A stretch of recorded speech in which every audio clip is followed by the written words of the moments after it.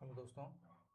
चलिए अब हम फैमिली लॉ 2 का यूनिट 1 का एक इम्पॉर्टेंट क्वेश्चन कर लेते हैं जिसकी सेमेस्टर एग्ज़ाम में आने की संभावना काफ़ी ज़्यादा रहती है। वो क्वेश्चन है, संयुक्त परिवार से क्या आशय है? संयुक्त परिवार की प्रधान विशेषताओं की विवेचना कीजिए। अगर आप इंग्लिश मीडियम के हैं तो it will come as a white what is meant by joint family, discuss the main characteristic of a joint family.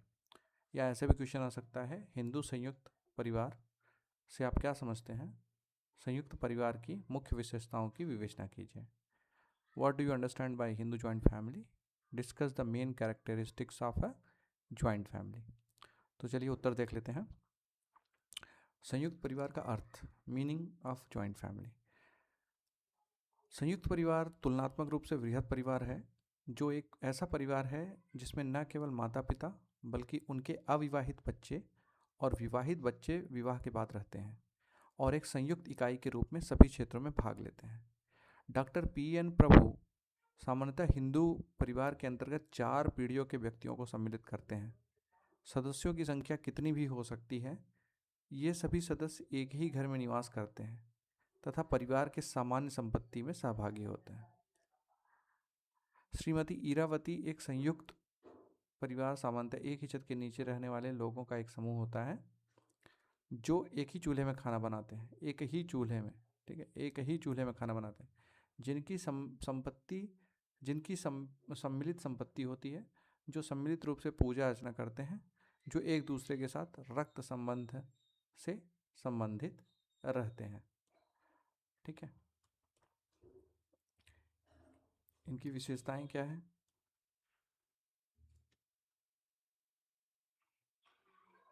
संयुक्त परिवार की विशेषताएं हैं, कैरेक्टरिस्टिक्स ऑफ जॉइंट फैमिली, दो या दो से अधिक एकाकी परिवारों का संगठन, एसोसिएशन ऑफ टू और मोर सिंगल फैमिलीज। संयुक्त परिवार में दो या दो से अधिक प्राथमिक परिवारों का संग्रह होता है। साधारणतया माता पिता और उनसे उत्पन्न पुत्र या पुत्री विवाहोपरांत पीढ़ी दर पीढ़ी एक साथ रहते हैं। दूसरी विशेषता है संयुक्त संपत्ति, ज्वाइंट प्रॉपर्टी। अविभाजित परिवार की संयुक्त संपत्ति संयुक्त संपत्ति कहलाती है, जिसमें सभी सदस्य समान रूप से हिस्सेदार होते हैं और संयुक्त रूप से कमाते भी हैं, और सभी सदस्यों की आय से बनाई गई संपत्ति संयुक्त परिवार की संयुक्त संपत्ति कहलाती है। संयुक्त दायित्व, ज्वाइंट लाइबिलिटी। हिंदू संयुक्त परिवार के दायित्व की भी सामूहिक रूप से साझा किए जाते हैं। यदि कर्ता परिवार का सबसे बड़ा पुरुष सदस्य और मुखिया पारिवारिक उद्देश्यों के लिए ऋण लेता है, तो सभी सदस्य ऋण के लिए उत्तरदायी होते हैं। इस अवधारणा को भगवंत पी सुलाखे बनाम दिगंबर गोपाल सुलाखे AIR 1986 में दर्शाया गया है। ये केस लॉ आप लिख सकते हैं, भगवंत पी सुलाखे बनाम दिगंबर गोपाल सुलाखे AIR 1986।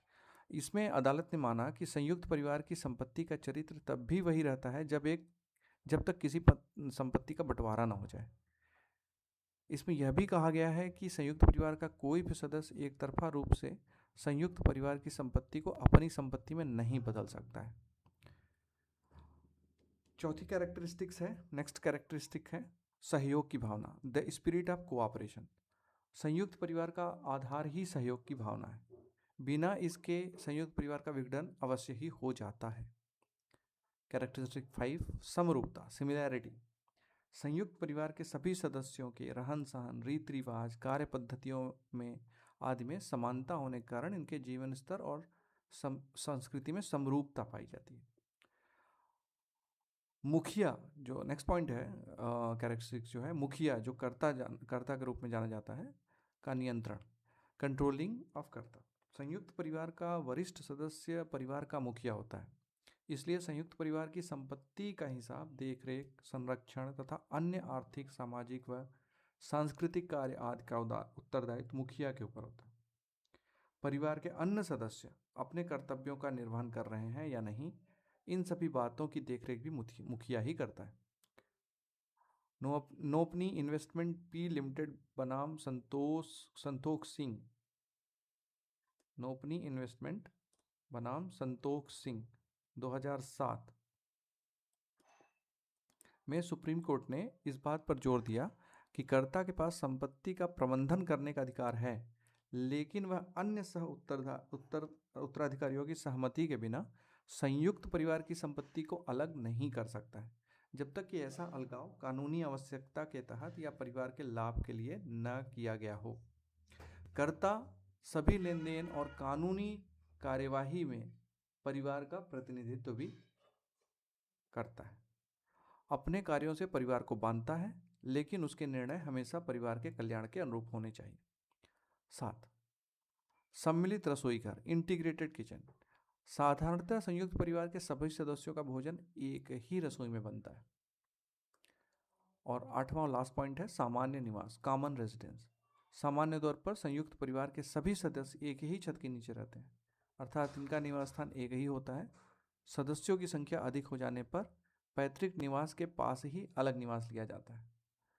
ठीक है दोस्तों, तो ये क्वेश्चन जो है शॉर्ट, मतलब आप इसको 18 नंबर के क्वेश्चन में अभी आपका 75 का मार्किंग हो गया है, तो आप मेन जो क्वेश्चन है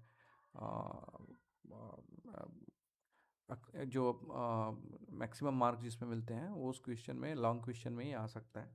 तो आप ये पॉइंट्स, आप संयुक्त परिवार का अर्थ, क्या अर्थ होता है, इसके कैरेक्टरिस्टिक का है, ये हम लोगों ने इसमें कवर किया है।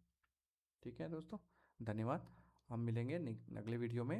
नेक्स्ट वीडियो में हम डिस्कस करेंगे एक और important question semester LLB second semester 3 year और फैमिली लॉ 2 से, जो कि LLB ऑनर्स 4th सेमेस्टर का भी पार्ट है। ठीक है दोस्तों, तो चैनल को लाइक कीजिए, सब्सक्राइब कीजिए, वीडियो को लाइक कीजिए, चैनल को सब्सक्राइब कीजिए, कमेंट कीजिए और शेयर कीजिए। थैंक्स दोस्तों।